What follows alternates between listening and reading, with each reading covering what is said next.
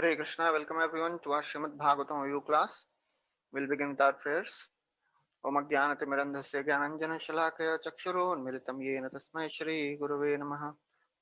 Shri Chaitanya Manobhishtam Sthapitam Yena Bhutale Swayam Rupa Kadamahyam Dadati Swapadantikam Vandeham Shri Guru Shri Yuta Padakamalam Shri Gurun Vaishnavamsha Shri Rupam Sagrajatam Sahagana Raghunathanvitam Tam Sajivam साद्वैतं सावधूतं परिजनसहितं कृष्णचैतन्यदेवं Shri Radha कृष्णपादान् सहगणा Lalita श्रीविशाखान्वितांश्च हे कृष्णा करुणा सिन्धु दीनबन्धु जगत्पते गोपेश गोपिकान्त राधाकान्त नमोऽस्तुते तप्तकाञ्चन गौराङ्गी राधे वृन्दावनेश्वरी वृषभानुसुते देवी प्रणमामि हरिप्रिये वाञ्छाकल्पतरुभ्यश्च कृपा सिन्धुभ्य एव च पतितानां पावनेभ्यो वैष्णवेभ्यो नमो नमः।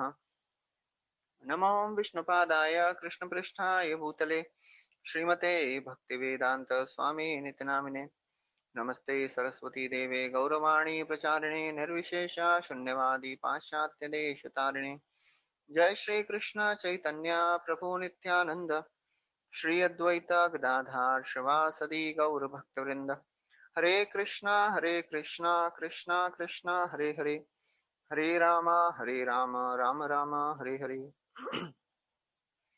Hare Krishna, welcome everyone. We are discussing from the 7th canto of Srimad Bhagavatam, and we saw how the 6th canto ended with the description of Diti trying to uh, she tried to please Kashyap Muni so that he wanted a son who would kill Indra. But Kashyap Muni, when he came to know this, he gave her a Vaishnava Vrata, Pumsavana Vrata. As a result of that, she became purified. And she forgave this Indra, and then all the 49 sons, they went with Indra to heaven. They became Maruts. So in the 7th canto beginning, Parikshit Maharaj asks a question that Diti, she was telling that, I want to kill Indra because Indra, he went to Lord Vishnu and Vishnu sided with the Devatas. So Parikshit Maharaj got a doubt that how can Lord Vishnu be partial to anyone, because he is equal to everyone, he is Samoham Sarva Bhuteshu. So that was the question which Parikshit Maharaj asked in the beginning of this 7th canto. And in response to this, Shukdev Goswami described in detail how Lord is not partial. Lord gives the reactions to everyone based on the activities. And it is all happening under the 3 modes of material nature.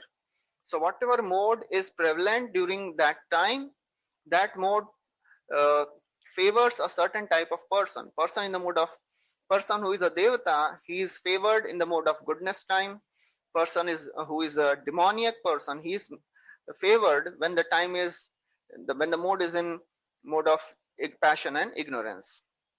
And then in response to this, Shukdev Goswami described a story which happened between Narad Muni and Yudhishthir Maharaj in the Rajasuya Yagya. So Shukdev Goswami describes that when Yudhishthir Maharaj, he was performing a Rajasuya Yagya, so everybody was happy because Krishna was appointed as a chief person who would be worshipped. But Shishupal, he was very angry and he started criticizing and blaspheming Lord Krishna. As a result of that, he forgot the count and he spoke more than 100 blasphemies. As a result of that, Krishna, he cut off the head of Shishupal. But to everyone's surprise, they saw that the soul of Shishupal entered the body of Lord Vishnu, Lord Krishna. So Yudhishthir Maharaj got a doubt. How come Shishupal, who was so very envious, he attained the same destination as the great transcendentalists? In response to that, Narad Muni described that anybody, if he is absorbed in thoughts of Krishna, they get the same destination. Gopya kamad bhayat kamso dvesha shaidya dayo nripa sambandhad vishnaya snehad yuyam bhaktya vayam vibho So he gives 5 examples. Gopis, they attained Krishna by lusty desires, although that lust is not a mundane material lust, that is a spiritual lust. Kamsa, he attained Krishna out of fear. And Shupal, because he was so very envious of Krishna, he was always thinking about Krishna. And all the Yadus and all the Vrishnis and you, O Pandavas, you have attained Krishna by your familial affection and love. And we, insignificant devotees, Narad Muni is telling about himself, we have also attained Krishna by our devotional service. So then after this, Narad Muni describes the story of Shishupal and Dantavakra. And he describes the 3 births of Jay and Vijay. And he described that 4 Kumaras, when they were cursed Jay and Vijay, they became Hiranyakashipu and Hiranyaksha, and then Ravana and Kumbhakaran, and then in this birth they have become Shishupal and Dantavakra. So in course of telling this, Narad Muni told that, this Hiranyakashipu, he was having a very nice son, but he was envious of his own son. And he tried to kill Prahlad. And as a result of that, Lord Vishnu came and he destroyed Hiranyakashipu. Yudhishthira Maharaj got a doubt. Why was there enmity between Hiranyakashipu and his son Prahlad? And how Prahlad Maharaj became a great devotee? So that's what we discussed.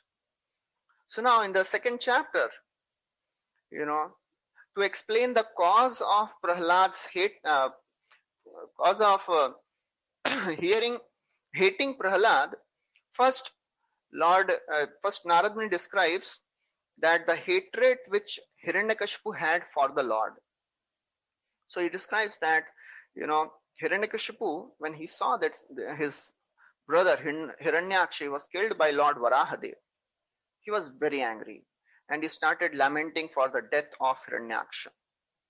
And he was so very envious, he was biting his lips and he was gazing at the sky with angry eyes, and he was with fierce glances and terrible teeth and frowning eyebrows. He spoke to all the demons. He assembled all the demons and he spoke to everyone. He says, O demons, please hear attentively and follow my words. O Shambara, O Namuchi, O Viprachitti, Puloma, and all the others, please come, please listen to whatever I am saying. Although Vishnu is equal to everyone, he is Sama, but he has sided with the insignificant devatas. And therefore he has killed my obedient brother Hiranyaksha. Vishnu, he has given up his moral behavior, he has given us his neutrality because he is influenced by Maya. So Hiranyakashipu is saying that Supreme Lord Vishnu is influenced by Maya. The person who is controller of Maya, Hiranyakashipu is thinking, he's saying that Lord Vishnu is under the control of Maya now. And just like a restless child takes sides, Lord Vishnu has taken side with the Devatas. So therefore, this is the defect of demoniac mentality. Although Hiranyakashipu, he saw that Lord Vishnu is supreme powerful personality, he is impartial and he is equal to everyone, but still, in this situation, he was completely overwhelmed. He thought that Vishnu is partial like a child. And then Hiranyakashipu said, I shall behead Lord Vishnu with my trident, and then I will, with his blood, I will please my brother Hiranyaksha, who was very, very fond of drinking blood. I'll kill him. I'll cut off the head of Lord Vishnu. And when Lord Vishnu is killed, then what will happen? Then just like the tree, when it is cut from the roots, all the branches and the leaves, they wither up. Similarly, because all the devatas, they depend on Lord Vishnu, all the devatas will also get destroyed. So Prabhupada writes here a very wonderful thing. He gives a very esoteric explanation of why Hiranyakashipu is telling that I will cut off the head of Vishnu and blood will come out and I'll please my brother. So Prabhupada writes that just like a Rudhira, because there is no possibility of Lord Vishnu, that Hiranyakashipu can never cut the head of Lord Vishnu. So how is it that Hiranyakashipu is speaking in this way. So he says, Prabhupada writes that when demons, they achieve Sayujya Mukti, emerge in Brahman, leaving behind all the sinful activities, then what happens to them? They attain the garland of Lord Vishnu. And the garland of Lord Vishnu is reddish, like blood. So therefore, sometimes demons, after attaining Sayujya Mukti, they are promoted to Vaikuntha Loka also. And there they receive the reward of the garland of the Lord. So this is some esoteric explanation which Prabhupada writes. So then Hiranyakashipu says, "O demons, I am engaged in business of killing Lord Vishnu. Now what you should do?" So now Hiranyakashipu is giving his plan to all the demons, what he wants them to do. So he tells, "O demons, you go and you destroy all people on earth who are engaged in austerity, sacrifice, Vedic studies, and you destroy all the Brahmanas and all the Kshatriyas. Because when the Brahmanas and the Kshatriyas are destroyed, Dharma will be destroyed. Because dharmic principles are protected by the Kshatriyas. So therefore, when you destroy all the Kshatriyas, the Brahmanas will be destroyed and the dharmic principles will be destroyed." So therefore, Prabhupada writes here that even the great demons, they also know the principles of religion. Therefore, Hiranyakashipu, he wanted to destroy the religious principles from the root. Ishtan bhogan hivo deva dasyante yagya bhavita hatair dattan apradayabhyo yo bhunkte stene evasah.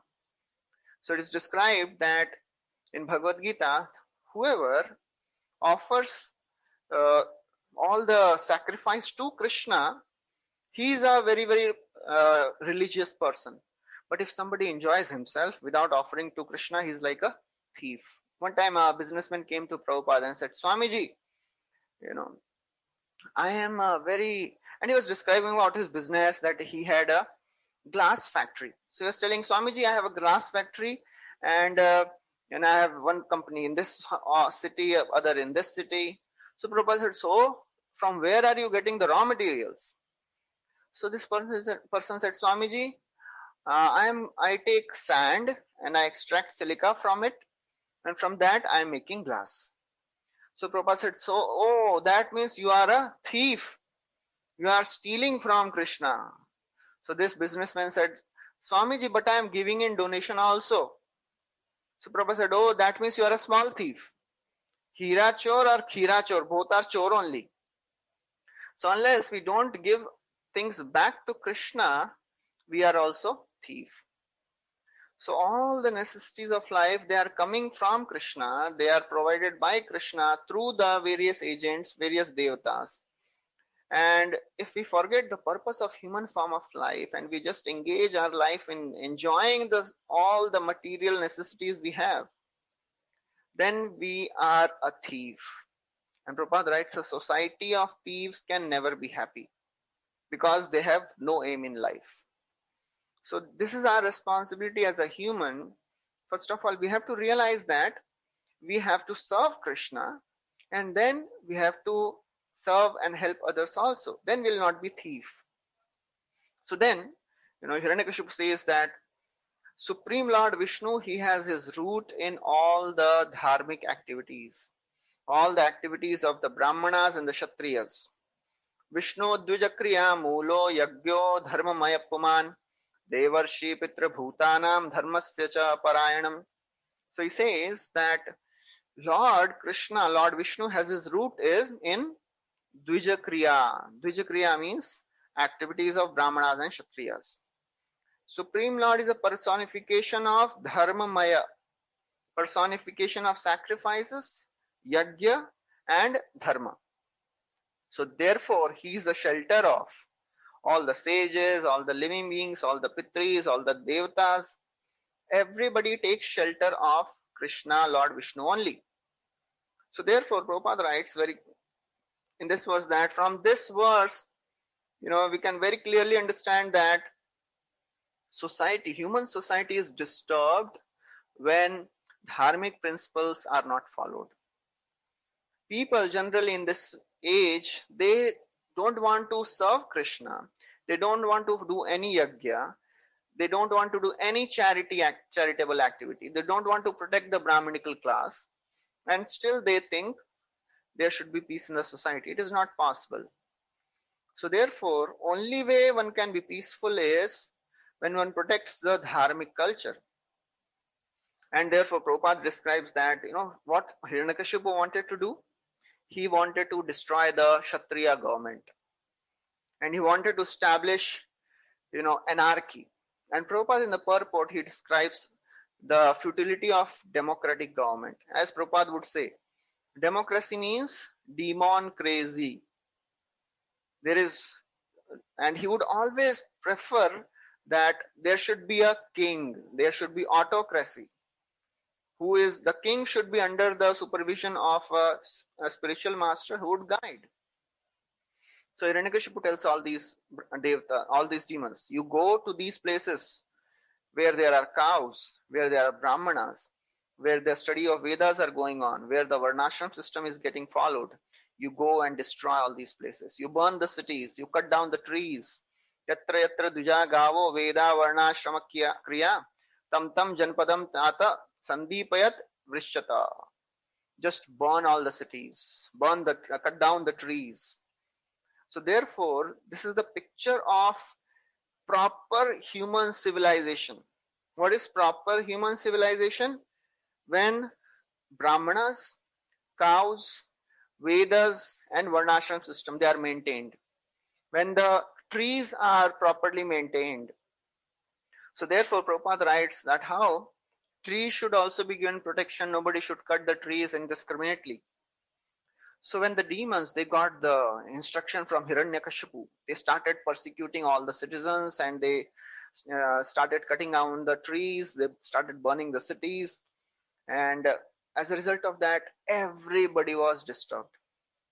People were thoroughly disturbed because they were repeatedly being harassed by these demons.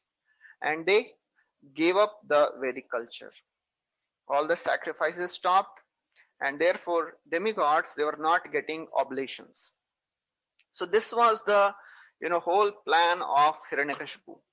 When brahmanas are destroyed, then yajna and dharma will be destroyed. Then Lord Vishnu will not get any of the oblations. Then he will die, because we'll kill him, he'll get weak and we'll kill him. And when Lord Vishnu dies, all the devatas will also wither up. So therefore, after giving all this instruction to devatas, all the demons, Hiranyakashipu now, he goes to console his very, very aggrieved relatives. Because Hiranyaksha, he was killed by Lord Vishnu as Varahadev. So after performing the final rites of Hiranyaksha, Hiranyakashipu went to all the relatives, the wives, mothers, and started giving all the solace to them. And now we'll see the philosophy which Hiranyakashipu is speaking. It is such a wonderful philosophy. If you read this section of Bhagavatam without knowing who is the speaker, you will think, wow, this is such a great philosophy which a great devotee is speaking. Exact philosophy of Bhagavad Gita, Hiranyakashipu is also speaking. So from this we can know that even in previous times, demons also knew all the philosophy. But the difference was they would use all this philosophy for their own sense gratification. They would not follow it. They would know everything, but they would not follow. That is called demoniac mentality. When you know what is to be done, but still you don't do it. So now Hiranyakashipu is speaking. Don't lament for a hero. My brother has died in the battle. Please don't lament for him. In this world, separation is inevitable. The soul is eternal. The body is temporary. And he describes that the quality of the soul are eternal, is inexhaustible, pure, it can go everywhere, full of knowledge. So therefore, why are you lamenting? When a person, when a living entity identifies with the body and gets covered with the modes of passion and ignorance, that is a cause of entanglement in the body. Otherwise, the soul is pure. Why are you lamenting for him? Just like the trees, they seem to move in the reflection, in the reflecting water, in the moving water, the trees also move. Similarly, the soul, because it acquires the qualities of the modes, the soul also gets entangled.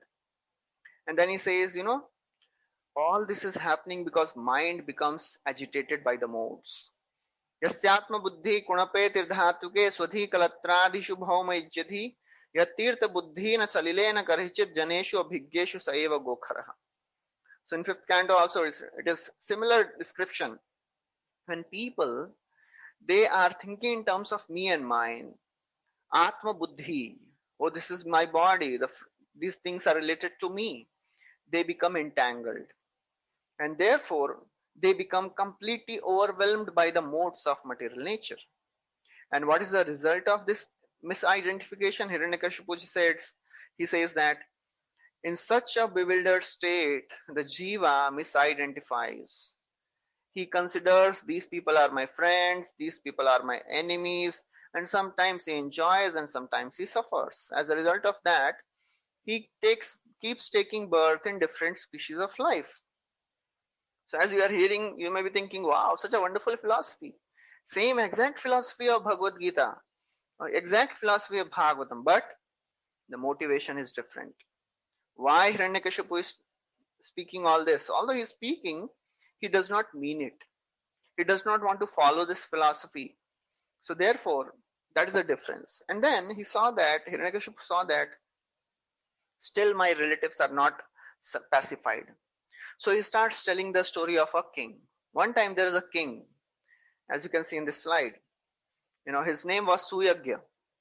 And one day he went on a battle and he was killed by the enemy.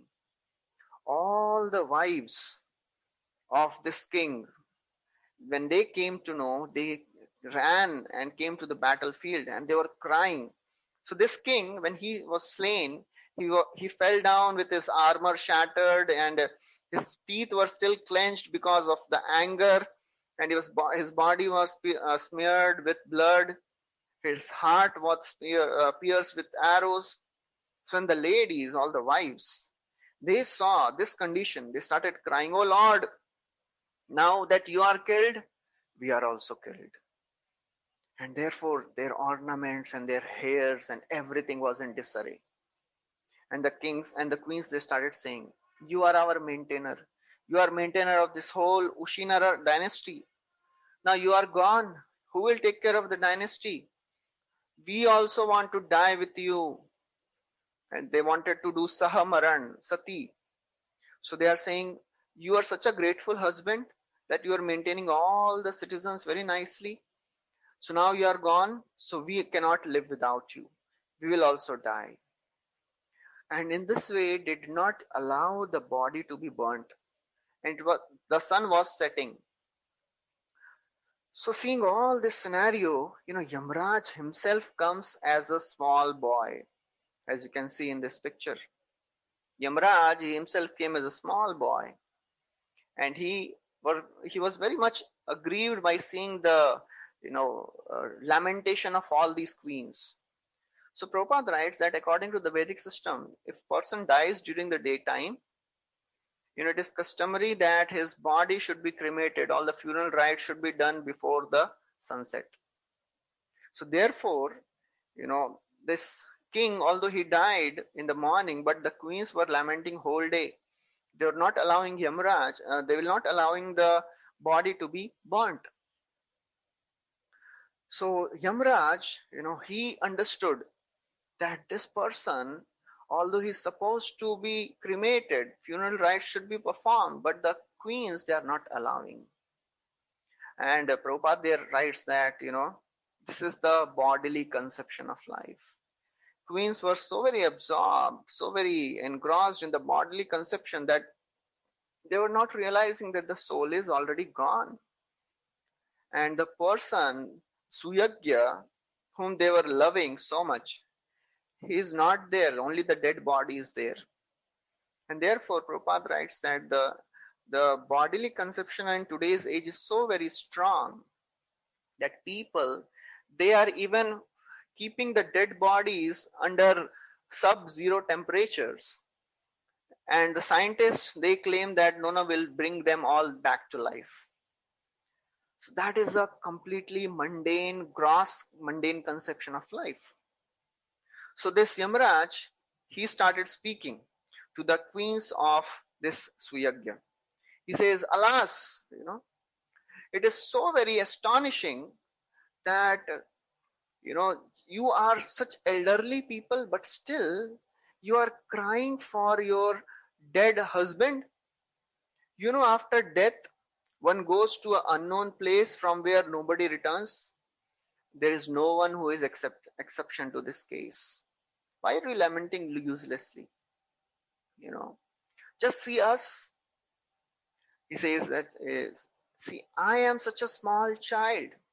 We are children. We are very weak. We are unprotected by the parents, but still, Supreme Lord has saved us so far. We are not been eaten by ferocious animals. And therefore, Supreme Lord, who protected us when we were in the womb of our mother, He will protect us everywhere also. So Prabhupada writes in the purport that, that this queens, when they were not allowing the body to be burnt, why Yamraj came himself? Why Yamraj had to come himself? Generally when Yamdutas, they come and they take the soul, they bind the subtle body, and along with that the soul follows. So why Yamraj had to come himself?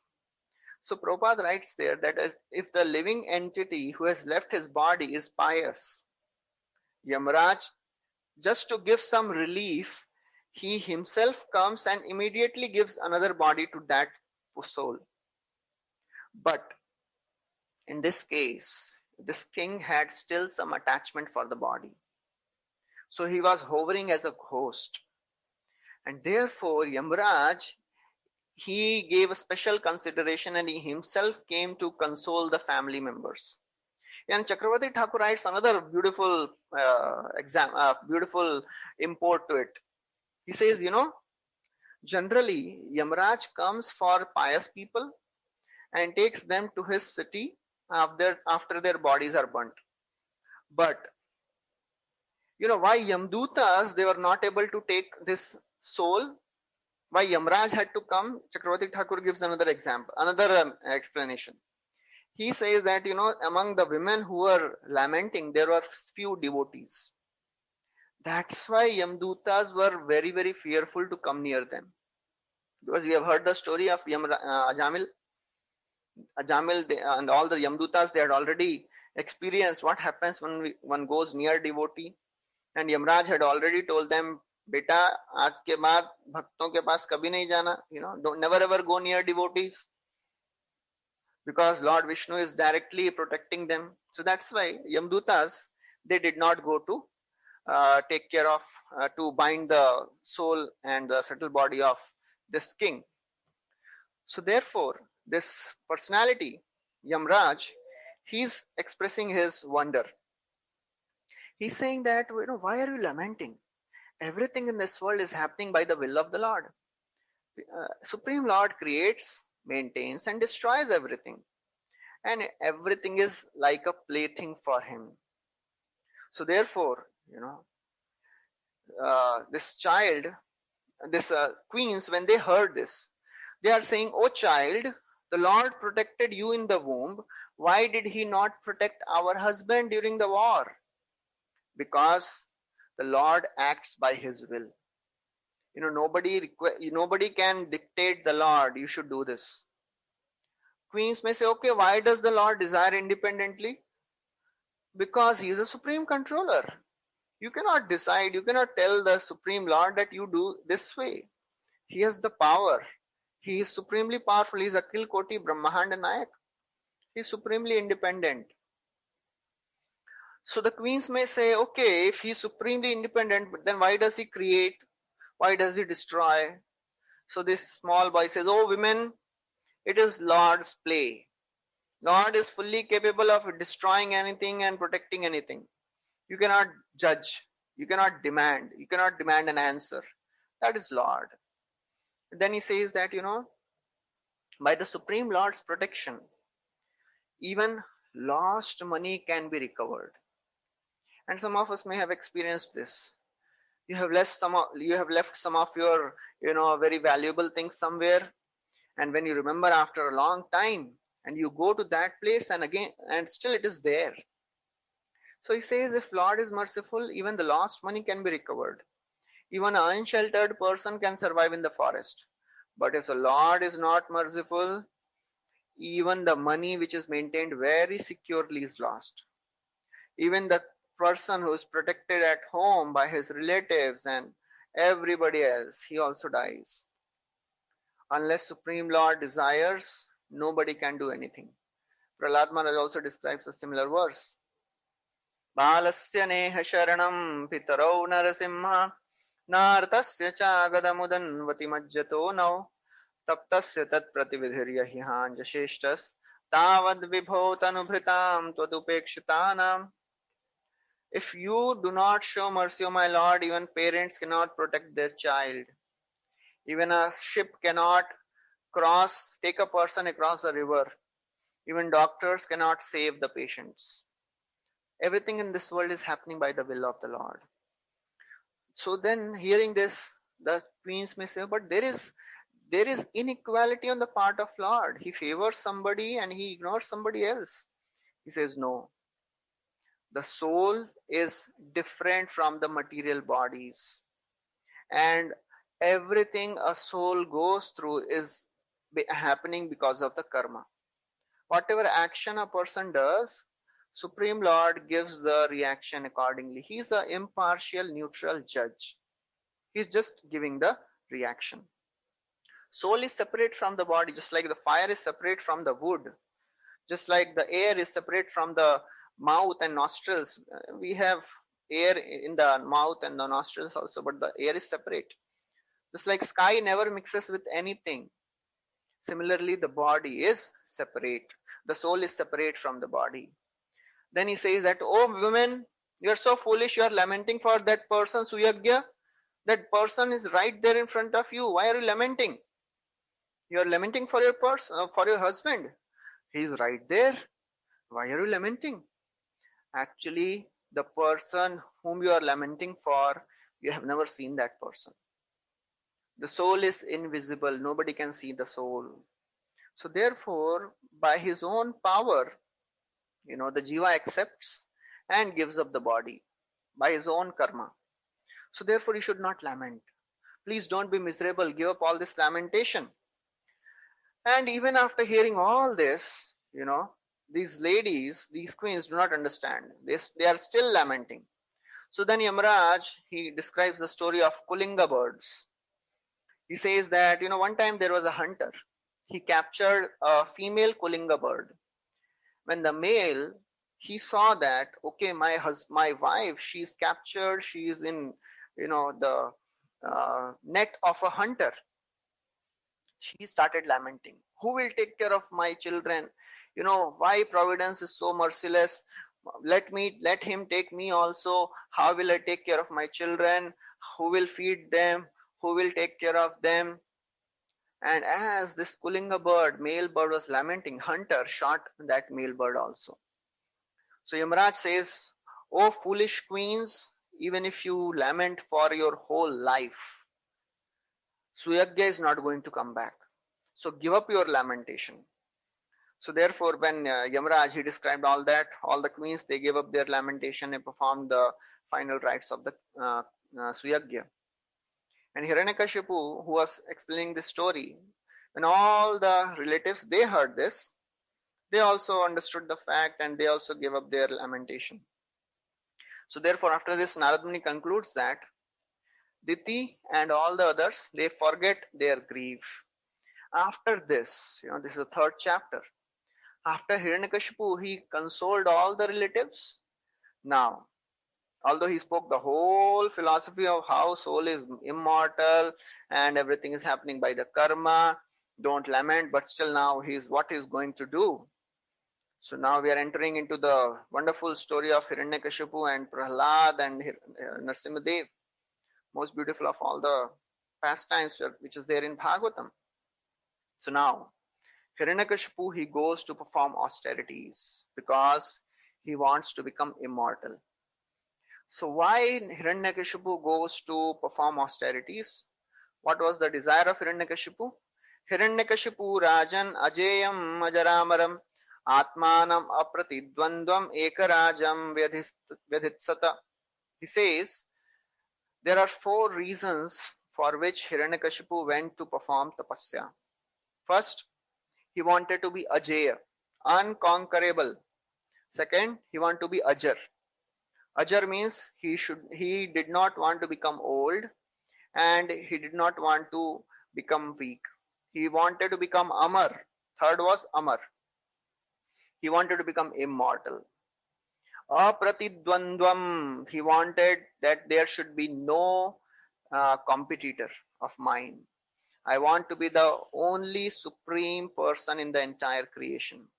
And also he wanted all the mystic siddhis. So with these desires, he goes to perform the austerities. What type of severe austerities Hiranyakashipu performed? Amazing. Nobody had ever seen such type of austerity. He went to Mandar mountain and there standing on toes, not on foot, standing on toes, keeping his arms raised, looking up in the sky. He was doing tapasya for 100 celestial years. As he was doing tapasya, light started emanating from the locks of his hair. Just like sun rays, they become so very scorching at the time of dissolution. This light, these rays which are coming from the matted locks of Hiranyakashipu started burning all the residents of heavenly planets. All the devatas, they were so very troubled by this heat. They stopped wandering. Their demigods would wander in space. But now, experiencing this hot fire, they stopped wandering. Actually, fire started coming from his head and started spreading everywhere. All the rivers and the oceans, everything was agitated. At the surface of the globe, and all the mountains, all the rivers, on the islands, everything started trembling. Stars and the meteors started falling from the sky. Seeing this, all the devatas, they left their planets because they could not stay on their planet. They went to the Brahma Loka because the fire was burning all the planetary systems. Now the demigods, they went to Brahma and they started appealing to Brahmaji. They say, oh Brahmaji, please stop all these disturbances. This fire which is emanating from the body of Hiranyakashipu is burning all of us. We are not able to stay in our planets. We are completely tortured and scorched. Now please hear about the intentions of Hiranyakashipu. Although you know everything, you are knower of past, present and future, you know everything, but still we want to tell you why this Hiranyakashipu is performing austerity. So Hiranyakashipu's plans were he wanted to occupy the post of Brahma. He had heard that Brahma, he did such a huge, very, very severe tapasya, and because of the power of that austerity, he gained the position of Brahma, the supreme being of this entire universe. So his plan was, I also want to become the same supreme person in this entire creation. I shall conquer the post of Brahma also. And then what I'll do? I shall reverse the results of pious and impious activities. Those who will do pious activities, they'll go to hell. And those who will do sinful activities, they will be promoted to heaven. And he was thinking, I shall overturn all the established practices within the world. That was the thought process of Hiranyakashipu. Nobody of us can even think like this. So that was the power of Hiranyakashipu. So all the devatas, they pray, oh Brahmaji, please take suitable action. Your post is most auspicious for everyone. If Hiranyakashipu occupies your post, then everything will be destroyed. Because of you, there is good fortune in this world. Because of you, there is material happiness, opulence. If you are not there, if your post is lost, then everything will be lost. So therefore, in this world, no, Prabhupada writes that in this world actually nobody is safe. Even the supreme of the Devatas, Brahmaji, his position also sometimes is in danger. In the earlier times also, there were demons called Madhu and Kaitab. They also wanted to take over the position of Brahma, and Lord came and he killed both of them. So now Brahmaji tells, don't worry, you come, I'll go and take care of this. So Brahma, he went to see Hiranyakashipu. Along with all the rishis like Bhrigu and Daksha and all the other sages were there. As Brahmaji reached the place where Hiranyakashipu was doing tapasya, he could not see anything. So what had happened was, the body of Hiranyakashipu was covered with anthill, and the bamboo and the grass and the ants, they had devoured every part of the body of Hiranyakashipu. All the skin, all the fat, all the blood, flesh, everything was devoured. When Brahmaji he saw this, he was really struck with wonder, because Hiranyakashipu was so very powerful that although there was nothing but skeleton left, only the bones were left, but Hiranyakashipu was so powerful that he was holding the life air in the bones. So Prabhupada writes there, living entity can merely exist by his own power. The soul does not depend on any other circumstances.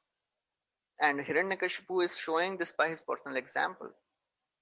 And Hiranyakashipu, he performed such a severe type of tapasya for 100 celestial years.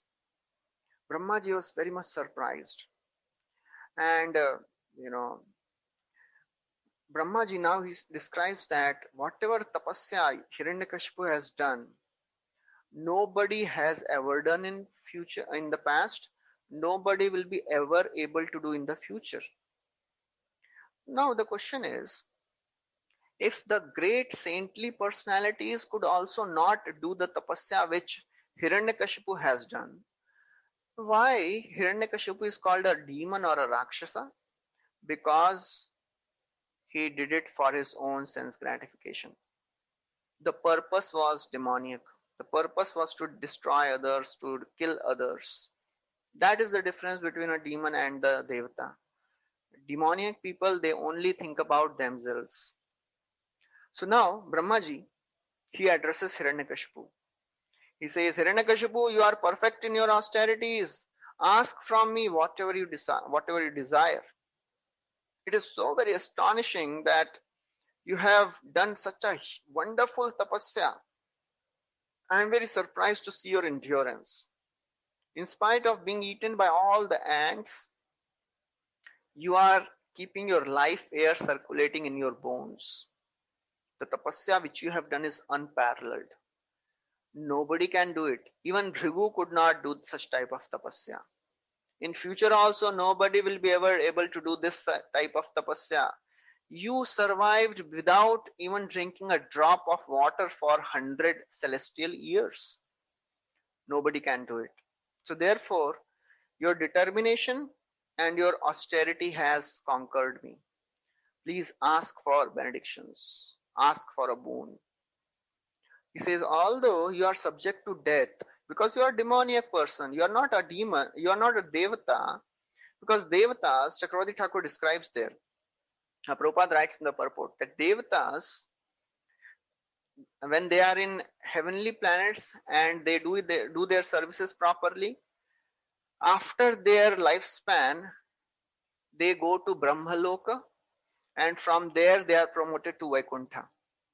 In that sense, the devatas are immortal. But Brahmaji is saying, although you are not immortal, you are a demon. But still, because you have done so much of tapasya, your audience with me will not go into vain. Please ask. So now, after this, what Brahmaji does, he takes water from his kamandalu in his hand and sprinkles over the body of this Hiranyakashipu, and it was just a skeleton. But when the powerful water of Brahmaji fell on the skeleton of Hiranyakashipu, immediately Hiranyakashipu was revived. He got a very stout, strong body like thunderbolt. It was lustrous, yellow, lustrous body. It was resembling like a molten gold. Hiranyakashipu, when he saw Lord Brahma, he became very happy, very pleased, and he started offering. He first of all he offered his respectful obeisances, dandavat, and then as he got up, he had tears in his eyes. His body was shivering, his hairs were standing on end, and he prayed, started praying to Lord Brahma in a faltering voice. So now, interestingly, although Hiranyakashipu wanted to kill Vishnu, but he did tapasya of Lord Brahma. So therefore, even demons, they do not know that all these devatas, they are part and parcel of Lord Vishnu. So Hiranyakashipu is unaware that Brahmaji is also a part and parcel of Supreme Lord. So Asuras, they worship the devatas because they want some powers. But these people who are not worshipping the Supreme Lord, they are worshipping devatas. They are foolish people. They do not know that the result of all the demigod worship is given by Krishna only. Yepi anya devata bhakta yajante shraddhayanvita tepi mameva kaunteya yajanteya vidhipurvakam. So Krishna is saying in Bhagavad Gita that all the demigod worshippers, they are getting result because I am giving to devatas. So now after this, when Hiranyakashipu saw Brahmaji, he becomes completely happy and started praying to Brahmaji. Then in the next next 8 verses, Hiranyakashipu glorifies Brahmaji from 26 to 34 verses. He glorifies Brahmaji as if Brahmaji is a supreme lord. Although Brahmaji is not the supreme creator, he is a secondary creator. But if you read these verses, you will find that so Hiranyakashipu is glorifying Brahma as if he is a supreme god himself. And Prabhupada in the purports, he very clearly describes how Brahmaji is not a supreme, Krishna is a supreme personality from whom all the avatars and all the creation is coming. After glorifying the Brahmaji in so many different ways, Brahmaji may say, okay, enough of glorification, please ask for the boons, So Brahmaji also wanted to, give the boons and go. So he is becoming impatient. Okay, please ask for the boons. So anticipating the inability of Brahma, because Hiranyakashipu is thinking, okay, Brahma is also not immortal. So how can I ask him for immortality? So therefore, thinking like this, Hiranyakashipu cleverly asked for a benediction to avoid death. So now in 3 verses, Hiranyakashipu is asking the benedictions. So he says, let me not meet death from any of the created beings by you. Any of the beings which are created by you. I should not die within the residence or outside of the residence. I should not die during the daytime nor during the night time. I should not die in the ground or in the sky. I should not die by any other people beyond you. I should not die by any weapon, by any human, by any animal, from any living or non-living entity. I should not die by any demigod. I should not meet death by any demon or snakes from lower planetary systems. Let me not have any rivals. Give me sole lordship over all the living entities, all the presiding deities. Give me all the mystic powers. So in all these ways, Hiranyakashipu thought, I have made all foolproof arrangement how I will not die. So Chakravarti Thakur writes the mentality why Hiranyakashipu is asking all these questions. He says, if at all the places, at all the times, are excluded, then natural death will be excluded, all the times in all the places. And then he thinks that forms of Vishnu like Varaha, they are also created by Brahma, because Varaha came from the nostril of Lord Vishnu, Lord Brahma. Therefore, Vishnu is without form, but he may take a form. So I do not want to be killed by any of the things which are created by Lord Vishnu, like his chakra. So thinking in all these ways, Hiranyakashipu asked all these questions. So after this, this is the end of the third chapter. So therefore, after this, Hiranyakashipu, he thought that now I have become the controller and the most powerful personality in the entire creation. So Brahmaji, after he asked all, so actually Hiranyakashipu when asked these benedictions, Brahmaji, he thought, okay, although, these benedictions will not make him immortal, but still I have to give him because he has done so much of tapasya. So he says, oh Hiranyakashipu, although these benedictions are so very difficult to obtain, but still I shall grant you, because you have done such a huge tapasya. After granting these benedictions, Brahmaji departed, and Hiranyakashipu, he offered obeisances. Hiranyakashipu, when he got this powerful benediction, his envy increased towards Lord Vishnu, and because he had become so very powerful, he remembered his death, the death of his brother Hiranyaksha, and thinking like this, he became more and more envious. So now, after this, Hiranyakashipu, what he does, he started conquering all the directions. He started conquering all the planets in 3 worlds, including the planets of the humans, Gandharvas, Garuda, great serpent, Siddhas, Charanas, Vidyadharas, all the great saints, even Yamraj. Even Yamraj was conquered by Hiranyakashipu. That is a very astonishing thing. All the Manus, all the Yakshas, all the Rakshasas, Pishacha, Maruts, and everybody. He conquered everybody. He conquered all the abodes. He seized the power and influence of everyone.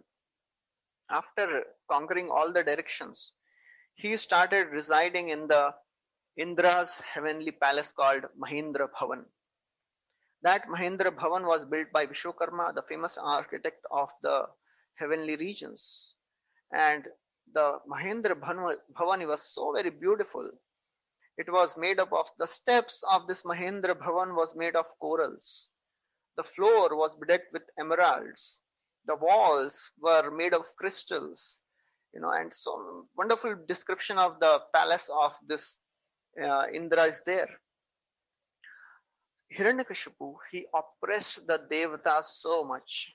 All the Devatas, they had to come and bow at his feet. He was the supreme conqueror and dictator of everyone. He was a very, very wretched and cruel ruler. He chastised all the Devatas even for no reason. So Hiranyakashipu, he became so very powerful that apart from Brahma, Vishnu and Mahesh, everybody were the servants of Hiranyakashipu. When Hiranyakashipu, he would just, raise his eyebrows, all the Devatas, they would tremble in fear. They were afraid of being punished by him if they disobeyed him. Everybody was troubled, even great personalities. No one in the 3 worlds was spared. Hiranyakashipu, he was always drunk on heavy, strong smelling wines. His eyes would be always rolling because of intoxication. Everybody worshipped him because of his strength, because of his power, Yogabal, Tapasya, everybody. Only Brahma, Vishnu, Mahesh were remaining. Even great sages like Narad Muni. Narad Muni is telling, even myself, I would offer respects to Hiranyakashipu. Great Vidyadharas like great Gandharvas like Vishwavasu, Tumburu, Vidyadharas, Apsaras, sages. everybody were glorifying Hiranyakashipu. Hiranyakashipu, what he did, he usurped the sacrificial share of all the devatas. As a result, they became weaker and weaker. And now in this way, after this, what Hiranyakashipu did, it was unfathomable. He controlled even nature. Earth delivered all the food grains.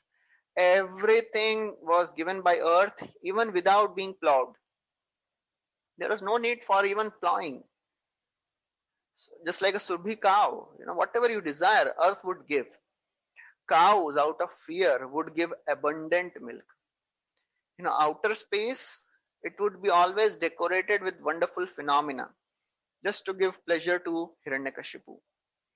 And the seven oceans, we have heard discussed in the 5th canto, 7 oceans of Bhumandala, oceans of salt water, wine, ghee, sugarcane juice, yogurt, milk, sweet water. All these oceans, they provided all the wonderful gifts to Hiranyakashipu. The mountains and the valleys, they were the playgrounds of Hiranyakashipu. The trees and the plants, they would give all types of fruits in all the seasons.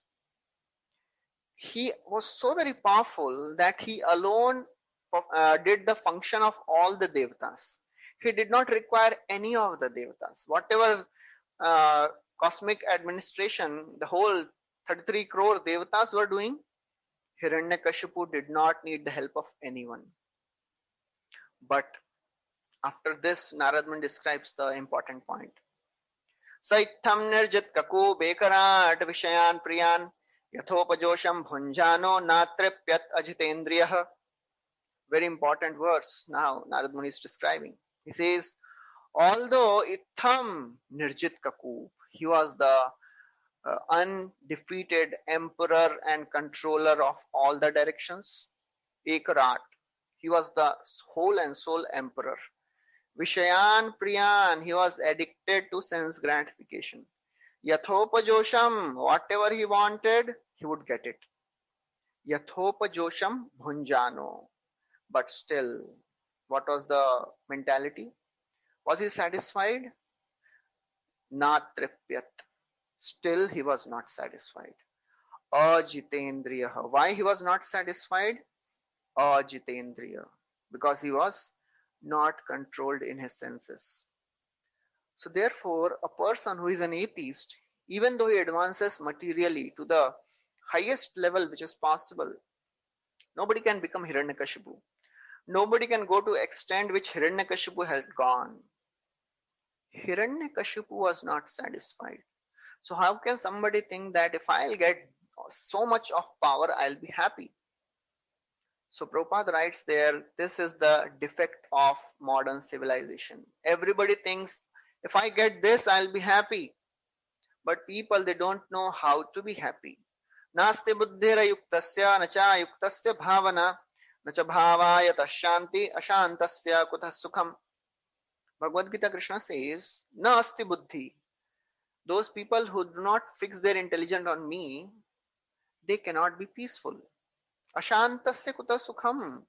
And person who is not peaceful, how can he be happy and satisfied? Human society cannot be happy and peaceful without Krishna consciousness. That is the only thing which is missing.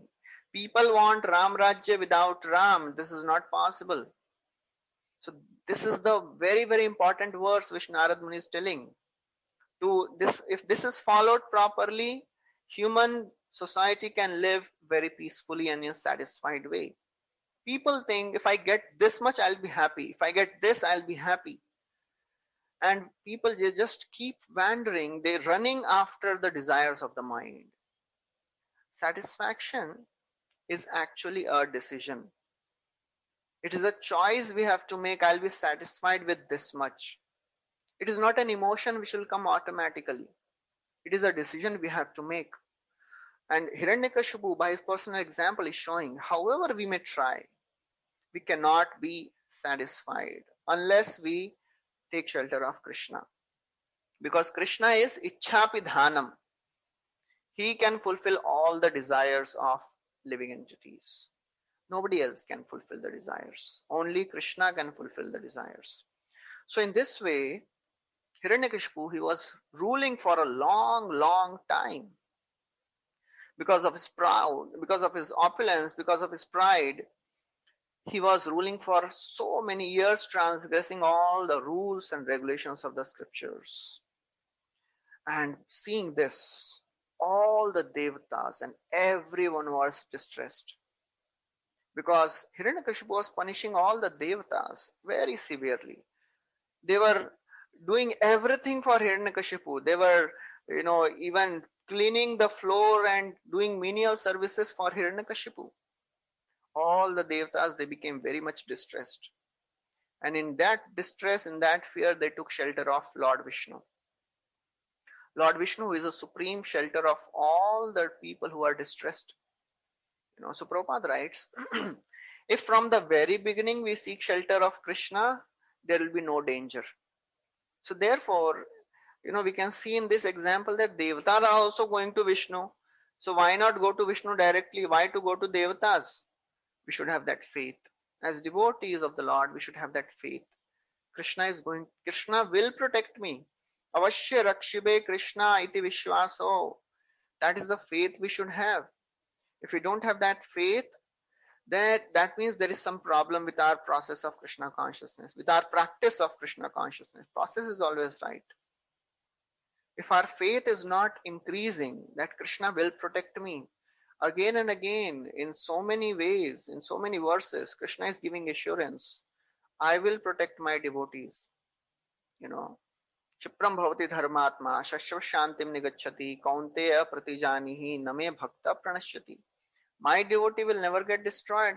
I provide whatever my devotee lacks. I protect whatever he has. In Govardhan Leela, when Krishna was there with all the cowherd boys in Vrindavan, and Brahmaji, he stole all the calves, and all the cowherd boys, they became disturbed.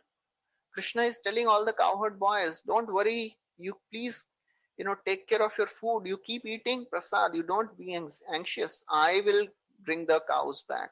I will bring the calves back. So don't worry. In Govardhan Leela also, when all the Brajvasis, they go to Krishna, oh Krishna, please protect us. Krishna is telling them, Krishna is thinking, I have to protect these people because they are my family. Tasmamascharanam goshtam mannatham nat parigraham gopaya swatma yogena soyam me vratahitah. I have taken a vow to protect my devotees. Therefore, I have to protect them. Vrata ahita, this is my vrat. So therefore, we should not have any doubt that Krishna will protect me or not. So that is the faith a devotee has. So the devatas, they worshipped the Lord with their controlled minds, and they were so very disturbed. They could not even sleep, without any sleep, and they were just living on their breath. They were so very, they were starving. So they prayed, they offered obeisances to the direction, So when all the devatas, they approached Lord Vishnu, they could not see the Lord personally. So they just offered their obeisances in the direction where Lord Vishnu is there. So Prabhupada writes, and Chakravarti Thakur writes that, all these devatas, they are offering respects in the direction where Lord exists. Because, Hiranyakashipu had control over all the places. He was so very powerful that these devatas, they could not even go to a holy place because they were fearful. Hiranyakashipu ko pata lag gaya to, So they were so very fearful, they could not even go to a holy place where Lord resides. So therefore, they are just offering their obeisances in the direction where Lord resides. That was the power of Hiranyakashipu. He was so very cruel, so very powerful that devatas were even fearful to go to any holy place. So now, as they are praying, as the devatas they are praying, they do not see Krishna or Lord Vishnu personally. They heard a voice. They heard a voice which was as grave as the rumbling of the clouds, which was resounding in all the directions, and which was encouraging and driving away the fear of all the saintly people. Sadhunam abhayankari. That is the power of the voice of Krishna, voice of Lord Vishnu. Sadhunam abhayankari. It gives abhay, fearlessness to all the devotees of the Lord. So Lord spoke. So Lord says, Ma bhaishta vibudha sreshta sarvesham bhadramastuva maddarshanam hi bhutanam sarva shreyo papattaye. So now this is the message which all these devatas they are hearing. So they are not seeing the Lord, they are hearing the message of the Lord. Ma bhaishta, do not fear, O best of the learned people, do not fear. Sarvesham bhadramastu, I wish all good fortune to you. Mad darshanam hi bhutanam sarva shreya upapattaye. This is the 25th verse. He says, Lord says, seeing me, by hearing and by chanting my glories, gives highest benefit to all the living beings. So therefore, this is very important, which Lord Vishnu is saying. How to see him? By hearing and chanting about his glories. So there Chakravarti Thakur writes that the ability to understand the Supreme Personality of Godhead in the form of in seeing him or talking to him depends on one's advancement in Krishna consciousness. The more one is advanced in the process of Krishna consciousness, the more he can hear and see Krishna or realize Krishna. In Chaitanya Charitamrita also it is described, Kaner bhitar vasa kare apane taha sada spure anya shabda na de praveshite an katha na shune kan an bolite bulaye an ei krishnera vamshira charite. When the flute sound of Krishna enters the ears of the gopis cannot hear anything. They cannot speak anything. They are just absorbed. They become stunned. So he says, this is the characteristic of the flute sound of Krishna. Prabhupada writes a very hope-giving line in the purport. The vibration of the flute sound is represented by a Hare Krishna mantra for a devotee. A serious devotee of the Lord who chants and hears the Hare Krishna mantra properly and is not diverting his attention, he can actually experience Krishna. Only devotees of the Lord can know him. Bhaktya mam abhijanati. So he says, Lord Vishnu says, O devatas, O demigods, please do not fear. All good fortune will be unto you. I know all the atrocities and all the wrong things which Hiranyakashipu has done. I shall stop Hiranyakashipu. Don't worry. Please wait. Please wait for the time when I'll appear. Patiently, So Chakravarti Thakur writes a very important word there. So Lord Vishnu is saying, please wait till I appear. So he's saying that, after I'll appear, then only all your sufferings will be destroyed. After I appear from the pillar in the form of Narsimhadev, till that you have to wait. So in the process of Krishna consciousness also, we have to patiently tolerate our anarthas.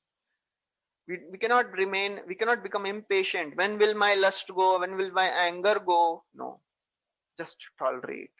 Kab tak karna hai? Shaknoti hai vyashodam praksharira vimokshanat. Till the time we have this body.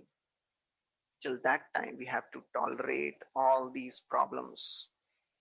And then Lord Vishnu says, those who are envious people, they are ultimately vanquished. Yada deveshu vedeshu goshu vipreshu sadhushu dharme mai cha vidvesha sava ashu vinangshati. When somebody does atrocities and cruelty towards the demigods, towards the Vedas, cows, Brahmanas, Vaishnavas and religious principles, he and his civilization ultimately gets destroyed. So therefore he says, Lord Vishnu says, when Hiranyakashipu will tease his innocent son Prahlad, who is non-envious, who has no enemies, I will kill him then. Although he has received so many benedictions from Brahmaji, but still he will not be saved. So Prabhupada writes there, even if a person is so very powerful, but if he offends a Vaishnava, he will be destroyed. Supreme Lord can tolerate everything, but he cannot tolerate offense against his devotees. Vaishnava aparad is a very, very deadly thing. Of all the sinful activities, Vaishnava aparad is the most, dangerous. So therefore, although Brahmaji gave so many benedictions to Hiranyakashipu, but he'll not be saved because he will offend a Vaishnava. And then after that, Narad Muni continued. All the devatas, they returned back, offered obeisances to Lord Vishnu, they returned back, and they were waiting. They were waiting that, okay, in due course of time, the demon will be killed. Now, after this, Narad Muni continues the story that this Hiranyakashipu, he had 4 sons. All these 4 sons, the best was Prahlad. He was the reservoir of all the transcendental qualities because he was a great devotee of Lord Vishnu. Yasyasti bhaktir bhagavati yakinchana sarvair gunais-tatra samasate surah. So, whoever is a devotee of Krishna, 5th canto describes, all the good qualities of the devatas reside in that person. What were the qualities of Prahlad? Brahmanya Shila Sampanna Satya Sandho Jitendriya Atmavat Sarva Bhutanam Eka Priya Surittamaha Dasavat Sannatangra Sanyata Taryangrahi Pitrivaddena Vatsalaha Bhratrivat Sadrishe Snigdho Guru Shvishwara Banvana Vidyartha Rupa Janmadhyo Manastambha Vivarjitah. Brahmanya. He was qualified as a Brahmana and he was devoted to spiritual knowledge. He was Shila Sampannaha. He was endowed with all the good character. Satya Sandho. Satya Sandho means he was determined to understand the absolute truth. He was true to his promise. And he was Jitendriyaha. He had full control over all his senses. Atmavat Sarva Bhutanam, like Paramatma, he would see everybody with equal vision. Eka Priya Surittamaha. He was the well-wisher. He was the best friend of everyone. Dasavat Sannat Aryangrihi. He was surrendered to the lotus feet of the all the spiritual teachers, like a menial servant. Pitrivat Deen Vatsala. It's like father is so very careful and he takes care of all the children. Prahlad was very, very affectionate to the poor. Bhratrivat Sadrishe Snigdho. He was affectionate, equally affectionate to everyone like brother. Gurushu Ishwar Bhavanaha. And he was respectful to all the gurus, just like Lord, And then he was Vidyartha Rupa Janma Adhyaha. He was endowed with education, wealth, beauty, and good birth. Manastambha Vivarjita. He was free from pride. He had no pride. He was completely submissive. And then, and furthermore qualities are described about Prahlad Maharaj. Nodvigna Chitto Vishayesu Nishpriha Shruteshu Drishteshu Gunaswastadrik Dantendriya Pran Sharira Dhisada Prashanta Kamo Rahita Sura Sura Na Udvigna Chitta Vyashanesu. Even though he would be put in danger, he was undisturbed, unagitated. Nispriha. He had no desire for sense gratification. He was having no interest in all the fruitive Vedic rituals. Avastudrik. Avastudrik means he saw that this world is insubstantial. This is just a temporary world. He was having no interest for this world. Dantendriya Pran Sharir Dhi Sada. He was always controlled in his senses, body, and intelligence. Prashanta Kamo, he subdued all his lusty desires. Rahita Surasura. Although he was born in the family of demons, but he was devoid of all the demoniac qualities. He was completely aloof. So that is the difference between a demon and a devata. And Prabhupada writes, even if somebody is born in the family of demons, birth does not qualify one for being a devotee or a demon. What are the qualities the person is exhibiting? And Prahlad is a vivid example of how a person who is born in the family of Brahman, of the demons, he can also become a great devotee of the Lord. And that is the power of surrendering to the great devotee of the Lord. And then Narad Muni describes that, this Prahlad, he is glorified even by great sages. He had all the good qualities of the Supreme Lord. And, Prahlad, he had innumerable qualities. His qualities you cannot count. What to speak of you?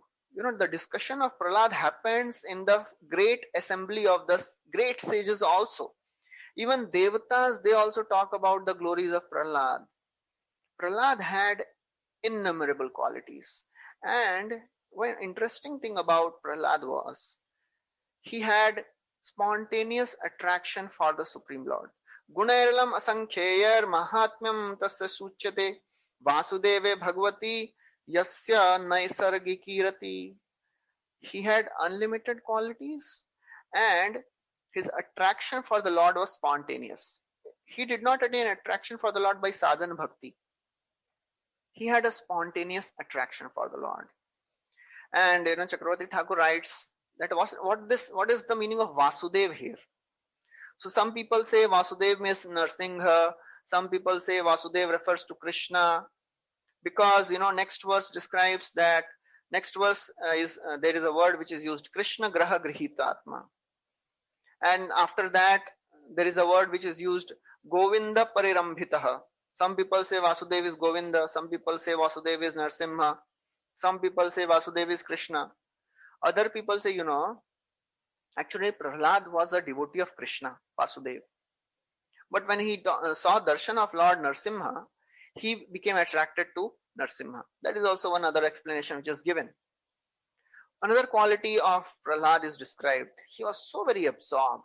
Nasta kridanako balo jadvattan manastaya Krishna graha grihitatma naved jagadishwaram nasta kridanaka bala.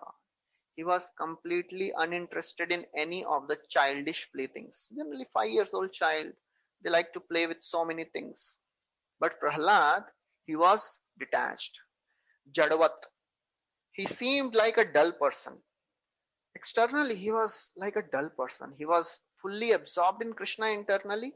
Externally, he would not be so very active. Why? Krishna graha grihitatma. Just like a person who is haunted by Krishna. Krishna graha. Just like, when a bad planet is, in somebody's astrological charts, the person is affected. So Prahlad Maharaj was affected by Krishna graha. His mind was not attracted to anything apart from Krishna.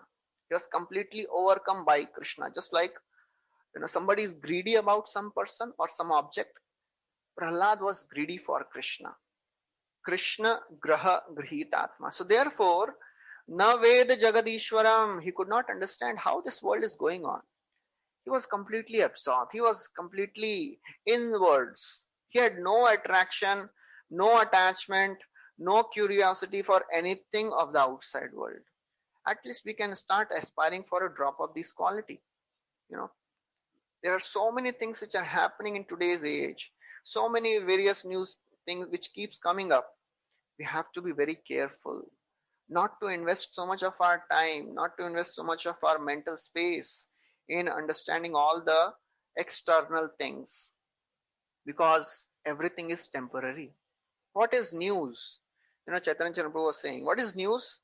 News means old things happening to new people. That's all. That's news. There is nothing different. Old things which are happening to new people, that is news. So Prahlad, he was so very absorbed. He was completely Krishna conscious. Sthavar jangama dekhe na dekhe tara murti sarvatra hoye nij ishta dev spurti.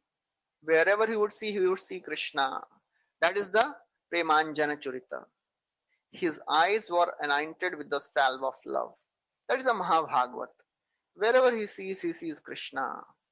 Just like we discussed the story of Narad Muni also in the first canto. As a small boy, he was completely detached from any playful activities. And therefore, because he was always thinking about Krishna, so Krishna was also reciprocating. Asina paryatan nashnan shayana prapiban buran nanusandatta etani govinda parirambhitah.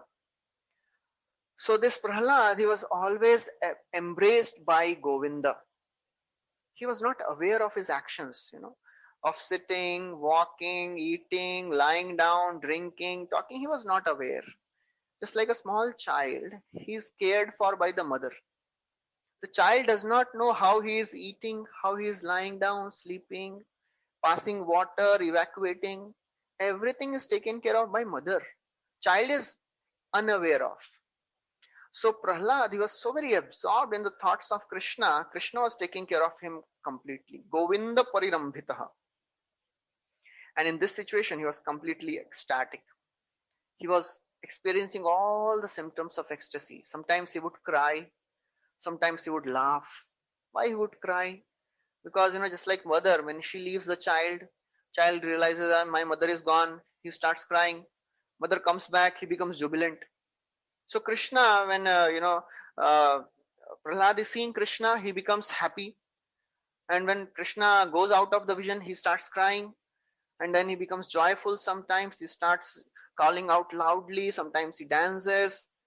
So all these things are happening. When Prahlad, he would see, why he would dance. He would see, oh, Lord is coming. And Lord, he would cry out, oh, Prahlad, dear child, I was in so much separation from you. I am coming. Please wait. So Prahlad would be very happy. He would start dancing. So Prahlad would show all the symptoms of ecstasy. He would cry, he would laugh, he would smile, he would sometimes imitate the pastimes of the Lord. Sometimes he would be silent. Sometimes he would feel the touch of the Lord. Evam vratasva priyanama kirtya jatanurago dhrutachittochai hasatyatha raudati rauti gayat unmadavan nrityati lokabahya. So that is described in the 11th canto. The person who is completely absorbed in the ecstasy of the devotional service, he does not care anything for the outside world. Sometimes he's laughing loudly, sometimes crying, sometimes dancing. Unmadavan nrityati. He's madly dancing. Lokabhaya. He is not concerned about the outside people. So Prahlad, how he became so powerful? Because of the power of good association. By the association of the pure devotees of the Lord, like Narad Muni. Prahlad, he also was always constantly engaged in service of the Lord. And he was constantly experiencing the highest bliss. Hiranyakashipu, he tormented this very, very innocent, noble child Prahlad. And that's why he was destroyed in due course of time. So when Yudhishthira Maharaj hears this, he asks, but why Hiranyakashipu, he gave so much of trouble to Prahlad? Prahlad was a pure and saintly personality. Although Prahlad was his own son, why he troubled and tortured Prahlad? Generally, father and mother, they are always affectionate to their children. When children are disobedient, the parents chastise them. But they are not doing so because of enmity. They are doing so because of love. And Prahlad was such a noble son. Why Hiranyakashipu chastised such a noble son? I am very eager to know. How was it possible for a father to be so violent to his obedient, well-behaved and respectful son? I have never heard of anything like this.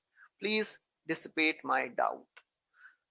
So that is the end of 4th chapter. Thank you very much. Hare Krishna. Shri Prabhupada ki jai. Granthra Srimad Bhagavatam ki jai. Shri Prahlad Maharaj ki jai. Anybody has any questions?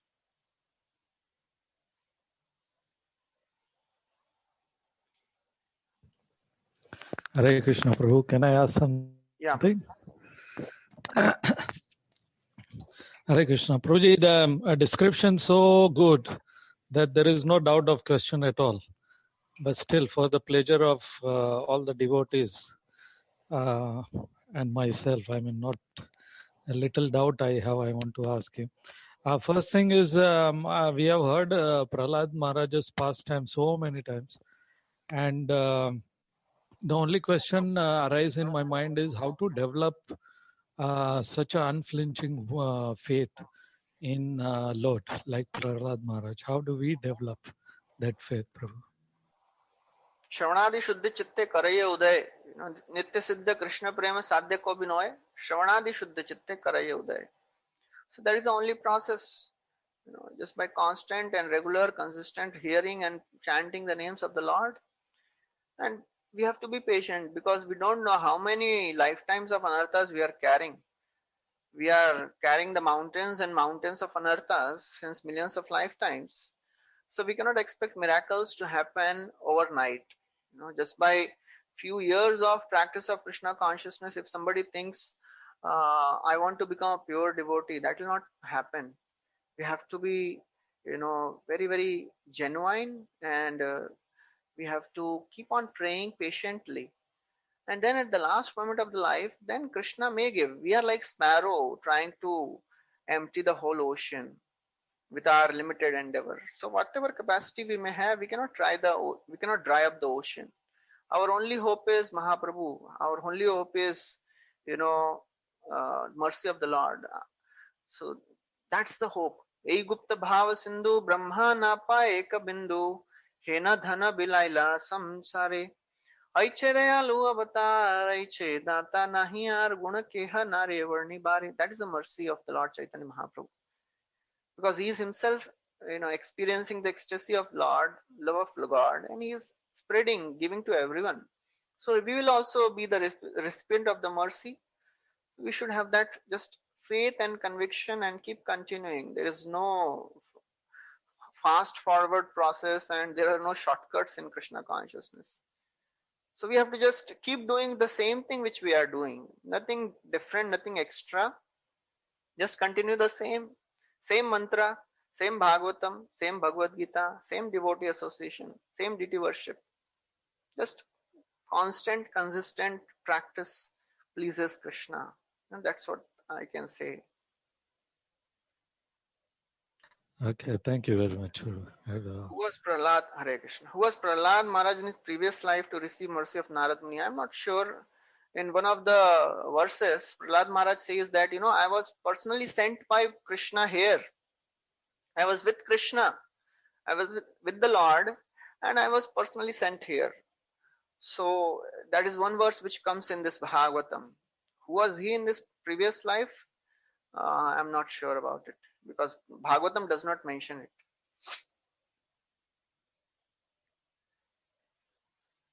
Any other questions anybody has? Prabhu, we heard in today's lecture about demons like Hiranyakashipu and many of them. So they were all with the Lord before in their past lives. So Yes. when they are there in this life, like Hiranyakashipu and others, do they realize that they were there with the Lord before? No. They don't remember that. They are doing the role. They are doing their role perfectly. That's why they are put in the body of demons, where they will not remember that they were devotees. Otherwise, they will not be able to do the justice to the role. If you know that he is my supreme Lord, I am supposed to serve, then how the person will fight with that person? So that was the role which was given to Hiranyakashipu and Hiranyaksha, because actually Lord wanted to fight. That was the desire of the Lord, because everybody is always serving, always offering respect. So Lord also wants some fighting, some rasa. So that's why Lord arranged everything so that, Jai Vijay. Who will fight with the Lord? Devotees only. So devotees were sent as demons. So it is not mentioned anywhere that they were remembering. They knew their roles. They knew that they were devotees. Okay. Thank you, Prabhu. Hare Krishna. So we'll stop here. Thank you very much. Hare Krishna. Shila Prabhupada ki jai.